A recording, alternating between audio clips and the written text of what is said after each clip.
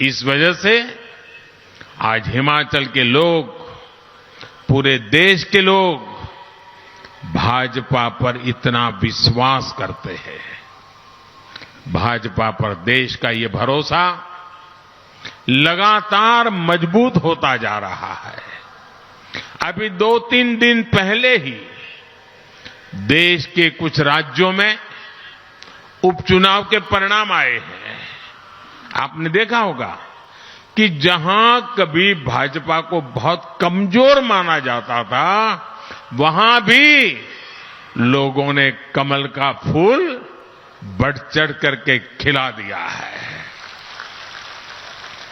लेकिन कांग्रेस जहां बहुत ताकतवर होती थी, सरकार में होती थी या तो कभी मुख्य विपक्षी दल होती थी, वहां की कांग्रेस की स्थिति दिनों दिन बिगड़ती ही जा रही है। जो क्षेत्र कभी कांग्रेस का गढ़ माने जाते थे, वहां से कांग्रेस का पूरी तरह से सफाया हो गया है। ओडिशा जितना बड़ा राज्य, कांग्रेस गायब। तेलंगाना, कांग्रेस साफ। यूपी, बिहार ने तो बहुत पहले ही कांग्रेस को विदा कर दी है।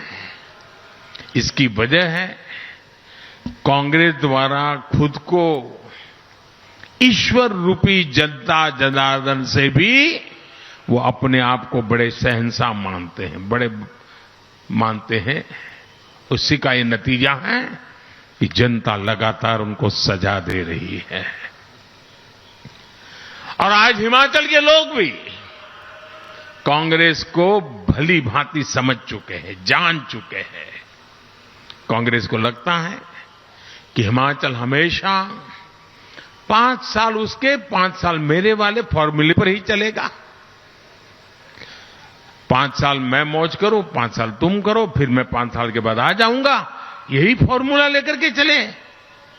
और इसलिए कांग्रेस के नेता हिमाचल के लोगों की कोई परवाह नहीं करते।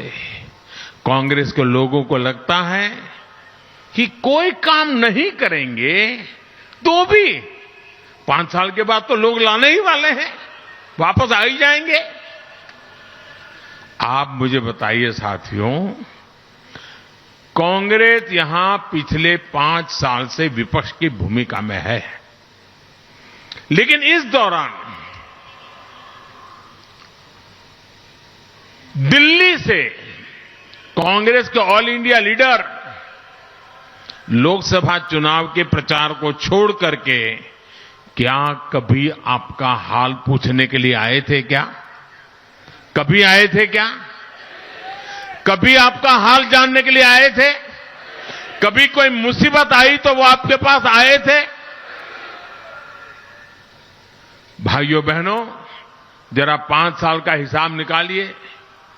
लोकसभा में, राज्यसभा में हिमाचल से जुड़े कोई विषय आए हो, हिमाचल के लिए आवाज उठाई हो किसी कांग्रेसी ने, ऐसी कोई घटना आपने सुनी है क्या?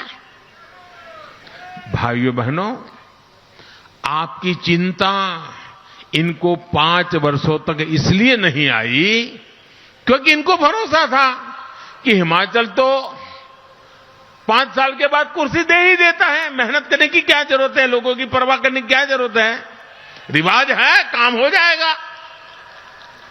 भाइयों बहनों, जो विपक्ष तक का काम जिम्मेवारी नहीं से निभा सकते हैं, विपक्ष के नाते आपके सवालों को लेकर के जो हिलते भी नहीं है, वे सरकार में आने के बाद आपके लिए क्या करेंगे? भाइयों, ऐसे लोगों पे भरोसा कर सकते हैं क्या?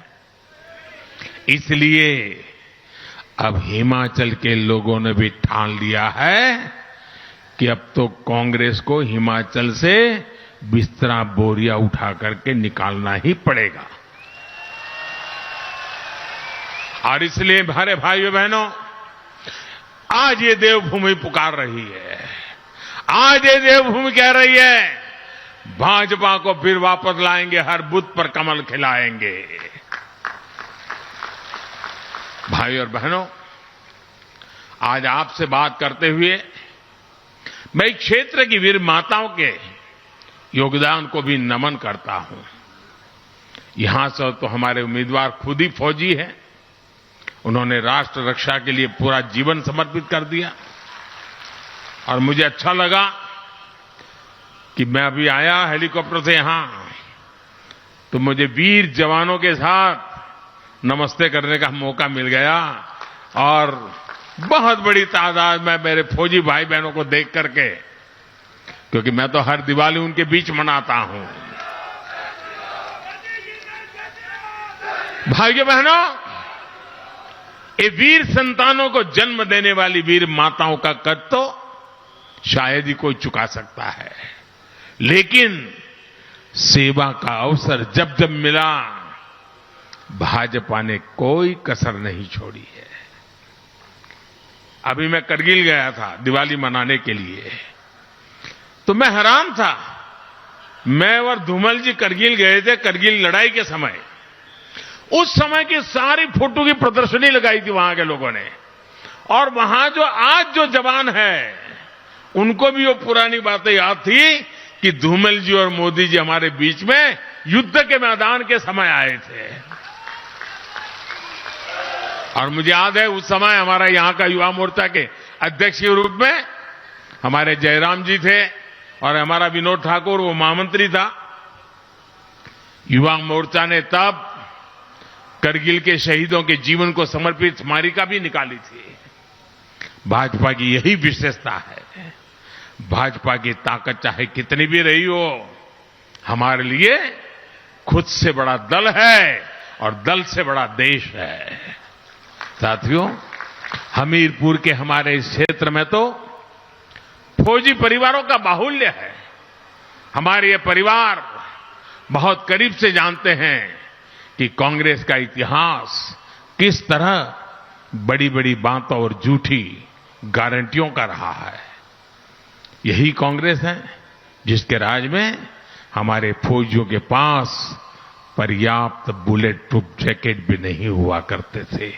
यही कांग्रेस है जिसके राज में हमारे फौजियों के पास बर्फ में इस्तेमाल होने वाले अच्छे जूते तक नहीं थे। यही कांग्रेस है जिसके राज में बॉर्डर पर सड़कें नहीं बनाई जाती थी, बॉर्डर पर बसे गांवों को मूल सुविधाओं से वंचित रखा जाता था। यही कांग्रेस है जिसने फौजियों को 1 रैंक 1 पेंशन के नाम पर 40 साल तक लगातार धोखा दिया। 40 साल तक। चुनाव के पहले कोई भी वादा करने में वो झिझकते नहीं है। कुछ भी वादा कर दो, अभी भी कर रहे हैं, ढेर सारे वादे कर रहे हैं। आप याद करिए भाइयों बहनों, मैंने हिमाचल के फौजी परिवारों को वचन दिया था कि चाहे कुछ भी हो 1 रैंक 1 पेंशन हम लागू करके रहेंगे। और हमने ना सिर्फ 1 रैंक 1 पेंशन को लागू किया, बल्कि इसका एरियर भी पूरे सम्मान के साथ दिया। आज आप जानकर हैरान रह जाओगे कि 1 रैंक 1 पेंशन की वजह से अब तक लगभग 60,000 करोड़ रुपया देश भर के हमारे फौजी परिवारों के खाते में गए और ये अतिरिक्त राशि गई है। और साथियों, आपको ये भी नहीं भूलना है कि यही कांग्रेस है जिसके नेता आर्मी चीफ का अपमान करते हैं, फौज के लोगों की तुलना गुंडों से करते हैं।